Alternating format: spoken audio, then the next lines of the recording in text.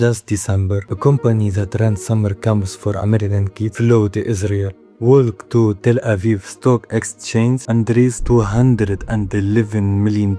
6 months later, bankrupt. And when people finally opened the book, $34 million had moved quietly into the owner's personal account. But that's not even the crazy part. The crazy part is whose money it was. Not Wall Street, not some hedge funds. It was the retirement saving of Israeli school teachers and nurses. And this bankruptcy just cracked open something way bigger. A $20 billion pipeline that's been quietly propping up American real estate for a decade. And right now, it's collapsing in real time. Let me show you how. A summer camp in New Jersey ended up chained to each other.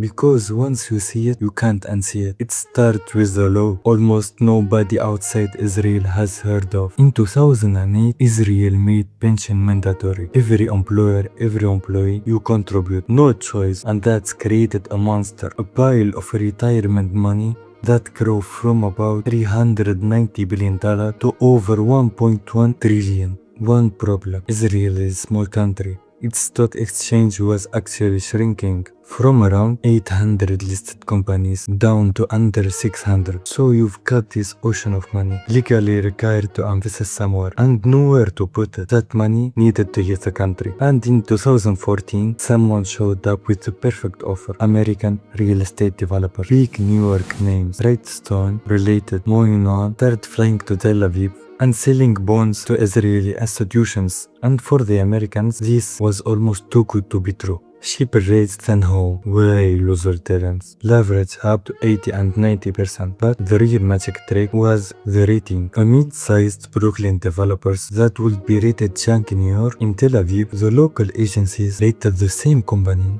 5, 6 notches higher. Investment grade, same building, same debt, same risk, different stamp. And the stamp is everything.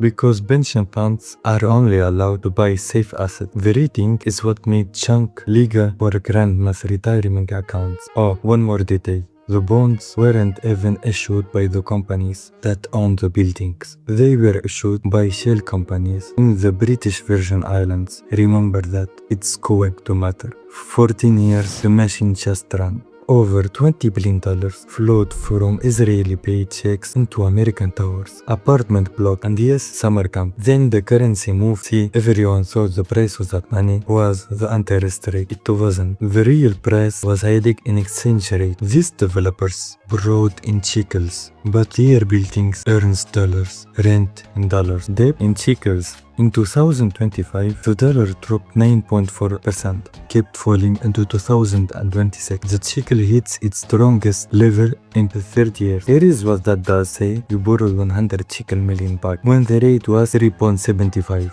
You received about $26.7 million. Today, at 2.8, paying back those some shekel costs you $35.7 million. $9 million gone. And you did nothing wrong. Your building can be 100% occupied. Every tenant being on time. And you are still going bankrupt. The exchange rate just took it. And this is where Tel Aviv market has a feature that turns pain into death. In America, if you can't pay your bank, you get a quiet phone call, an extension, a weekend deal nobody hears about. But these are public bonds. Miss one payment and the exchange force you to announce it instantly, publicly, on a system called Maya. Everyone sees it at the same second. Your bonds greater, your credibility gone, and there is no quiet fix. Transparency, which sounds great, becomes a death sentence, which brings us to summer camps. CMAD Holdings, two brothers from Brooklyn, running camps for over 20,000 kids. They raised 620 million shekels in December 2025.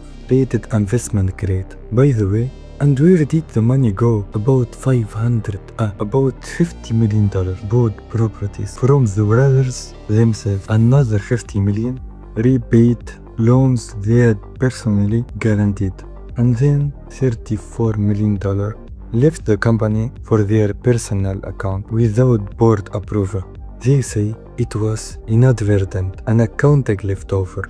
Courts will decide that. But underneath all of it, hidden from every Israeli investor, sat $140 million of merchant cash advances, corporate payday loans, with repayment obligations over 200 million. June 4th, 2026. New Jersey, midsummer, 30 camps, kids already enrolled. And here is the twist that broke Israeli investors. They thought they were first in line to grab assets. They weren't. Their bonds sit in BVI chair. The American lenders and the payday guys have first claim on the actual count. The pension plans were structurally last. So wins the vultures. A distressed debt fund just let $220 million emergency loan into cement. Top of the stack. Pat interest perfectly positioned to own the whole portfolio for cents on the dollar.